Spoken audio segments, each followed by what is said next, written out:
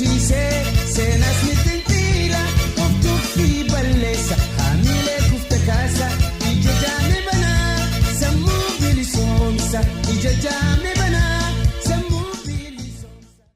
Akkam jirtu kabajamtoota daawwattoota wiirtuu miidiyaa nagaan keenya kabajaaf jaalala bakka isin jirtan maratti isiniif baay'atu qophii keenya ammas barnoota eegallee jirra akkuma isin beektan qophii keenya ammas barnootaatiin gaaffiiwwan beekumsa waliigalaa ta'e namoota daandii irratti arganne gaafachuudhaan isaan waliin turtii taasisna jechuudha isinillee aga xumura qophii keenyaatti nu waliin turtanii akka nu daawwattan gamanumaan isin afeerra turtii keessan aga xumuraatti nu waliin taasifadha. Barnoota ammas barnoota kanata hukaba kaayyoon oromoota. Maqaan koo Xaahirin jedhama. Maqaan koo Tsaggaayee Shimalisiin jedhama. Mustafaa naan jedhu. Daani'el Tichaatan jedhama. Barnoota ammas barnoota kanata hukaba kaayyoon oromoota. Meeqa nama yeroo hundumaa gaafa riba kee irraa kaatu jalqaba irratti maal hojjetta? Mana fincaanii deema. Erga mana fincaaniitii deebi'ee bishaan fuulan dhiqadha gara hojii kootiin deema. Ani akkuma irri bakka irraa ka'een mana fincaanii naqa. Ergasii dammoo saamunaadhaan harka koo dhiqadheetiin nan salaataan musliima waan ta'eef ergasii dammoo erga salaatee boodatti dammoo barataa waan ta'eef nan qo'adha. Ergasii dammoo bakka gana mana barumsaa deemaadha barataadha. Tolee. Gaafan jalqaba hirribaadhaa ka'u fuula keen qulqulleeffadha. Kaza asilla kana koo nyaadha. Fuula koo ergan qulqulleeffadhee booda gara qursiitti darbaa jira. Ganama naan ka'u duraan dursee nan hiixadha.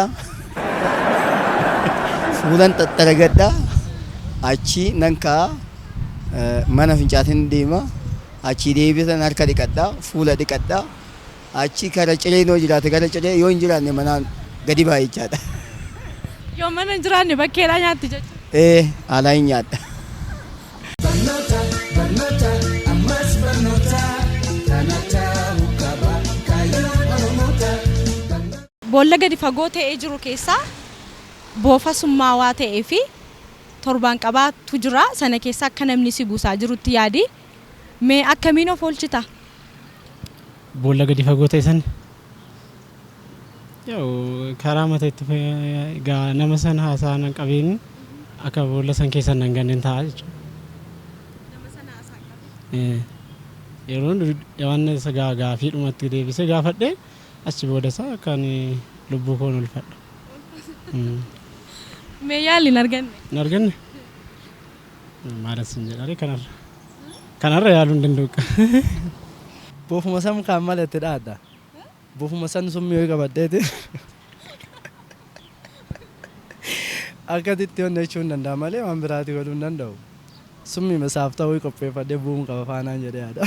Akkamittiin?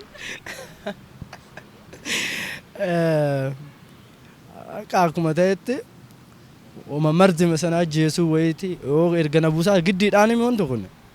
Ergi keessa buutee moo? Erga keessa bu'ee waan ta'eef wantoota falan qabadee yaada. Namni yoo itti ganna darbuudhaaf deeme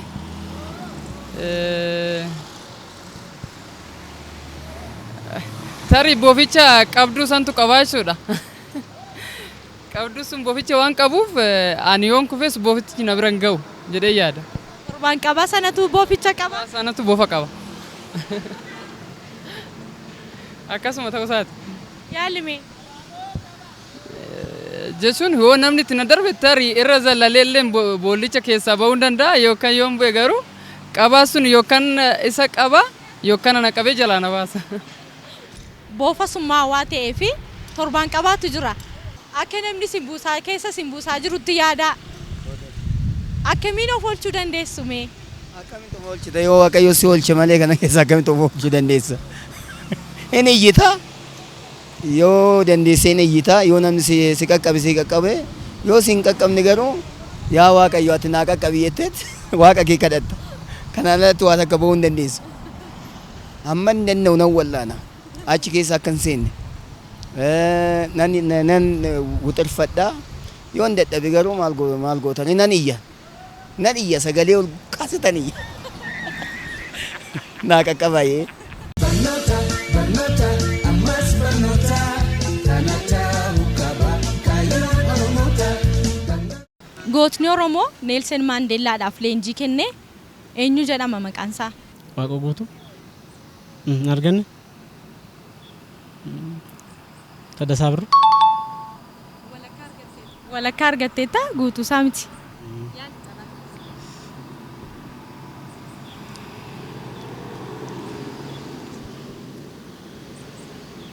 Kana yaaduu hin danda'u. Kana caalaa yaaduu hin danda'u. Leenjiin ni kenneef sun leenjii maalii ture?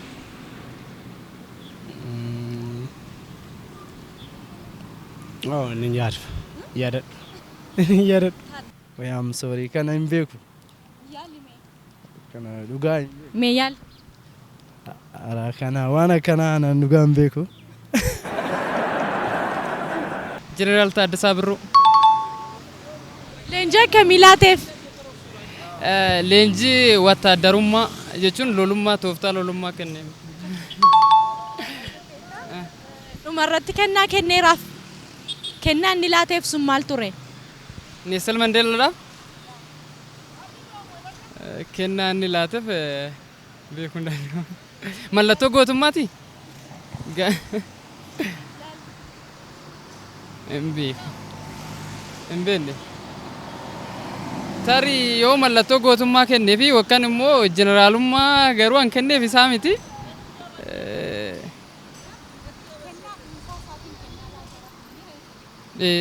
Kennicha inni laateef beekuu hin dandeenye. Gootni Oromoo Neelsen Maandeellaadhaaf leenjii kenne eenyu ture maqaan isaa? Jeneraal Taaddasaa Birruu jedhama. Leenjiin inni laateef sunoo maal ture? Leenjiin inni laateef waa'ee waraanummaa, waa'ee leenjii waraanaa akkaataa waraana isaanii leenjisuu danda'an, akkaataa waraana isaanii sooruu danda'an, akkaataa loltuu walitti qabee lolchiisuu danda'u san leenjii laateef. Kennaa kenneeraaf mini dhumarratti kennaa inni laateef sun maal ture? Hin beeknes. Kennaa sun gaachana natti fakkaate gaachanaaf kennaa aadaa Oromoo kenneefi garuu hin beekne san bare hin baran. Barnoota barnoota ammas barnoota kana ta'uu qaba kaayyoon Oromoota. Maqaan masoo gareen kubbaa miilaa Itoophiyaatti ni waamaman maal jedhama? Maqaa masoo gareen taphattoota kubbaa miilaa Itoophiyaatti ni waamaman maal jedhama?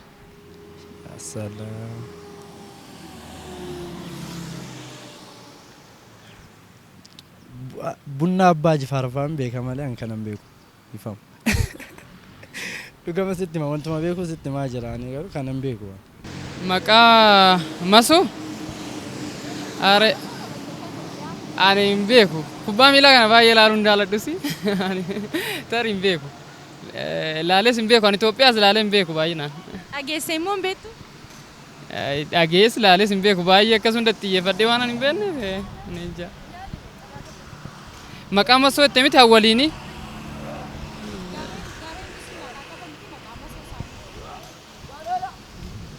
Ay, hin beeku. Hin beekne. Bunna.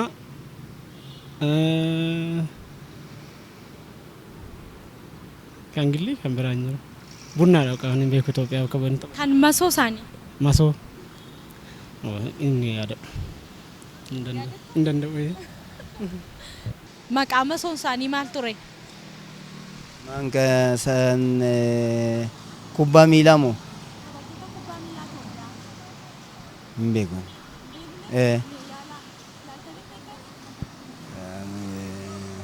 Kubbaa xiqqoo wanni hin jedhu hin beeku. Barnoota barnoota ammas barnoota kana ta'uu qaba kaayyoon Oromoota. Galatoomi. Galatooma isinis waan nu affeertaniif guddaa nu jabaadhaa kanumatti uummata keenya wal qabaateen nu jajjabaadhaa galatooma. Galatooma ayyee. Ayyee shi kan sanaaf galatooma. Galatoomi atis baay'ee galatooma jabaadhaa waaqayyoon isin haa jabeessu itti fufaa si wajjin jirra amma dandeenyas. Barnoota barnoota ammas barnoota kana ta'uu Egaan kabajamtoota daawwattoota wiirtuu miidiyaa gaaffiiwwan namoota gaafachaa turre deebisuudhaaf ayyaala. Gaaffiin keenya inni jalqabaa yeroo maraa ganama gaafa irribarraa kaatu maal hojjetta jalqaba irratti jechuudhaan gaafannee turre. Namoonni yaada mataa isaanii kan mataa isaanii nutti himaniiru. Akkuma isin beektan namni hundumtuu ganama gaafa irribarraa kaa'u dursaa mana fincaanii deema sana booddee akkasuma wantoota kana fakkaatan godha jechuudha. Deebiinsaa kanadha. Gaaffiin keenya inni lammataa immoo boolla gadi fagoo keessaa boofaa summaawaa ta'ee fi torbaan qabaan keessa jiru keessaa akka namni tokko si buusaa jirutti yaadii jennee nama gaafannee turre akkamiin of oolchitaadha gaaffiin keenya. Deebiinsaa yaaduu dhiisuudhaanidha jechuudha. Gaaffiin keenya inni taan immoo gootota Oromoo keessaa Neelsen Maandeellaadhaaf namni leenjii kenne eenyu jedhama maqaan isaa jennee gaafannee turre. Deebiinsaa Jeneraal Taaddasaa Birruudha jechuudha. Leenjii isaan fudhatan immoo leenjii maalii ture jennee gaafannee turre. Deebiinsaa leenjii tooftaalee waraanaadha. Kennaan ni dhumarratti kenneef immoo kennaa maal ture jennee gaafannee turre. Kennaan ni dhumarratti kenneef shugguxidha jechuudha. Gaaffiin keenya inni taan immoo gareen kubbaa miilaa Itoophiyaa maqaa masoo qabu maqaan masoon sun maalidha jennee gaafannee turre. Deebiinsaa waaliyaadha. Waaliyaan immoo eessatti argama? Gosoota bineensaa keessaa tokko kan ta'e waaliyaadha. Waaliyaan sun eessatti argama jennee gaafannee turre. Deebiinsaa gaarreen kaaba Itoophiyaa keessatti argama jechuudha. Kabajamtoota daawwattoota wiirtuu miidiyaa qophii keenya ammas barnoota guyyaa irraa barattanii itti bashannantaniitu jennee abdanna. Qophii kana qopheessuudhaan kan isin faana ture an Margee Tasfaa akkasumas ogeessaa kaameeraa keenyaa Tolasaa Bultii waliin ta'uudhaan isin faana turre. Torban qophii keenya ammas barnoota kan biraa qindeeffannee aga deebinee wal arginutti torbanni kun torban nagaa, torban gammachuu, torban jaalalaa akkasiniif ta'uwina nagaan nuuf tura. Barnoota ammas barnoota kanata ukaba kaayyoon Oromoota. Barnoota ammas barnoota kanata ukaba kaayyoon Oromoota. Barnoonni dhugaa ifirraa eegala aadaa hubachiisee seenas miti.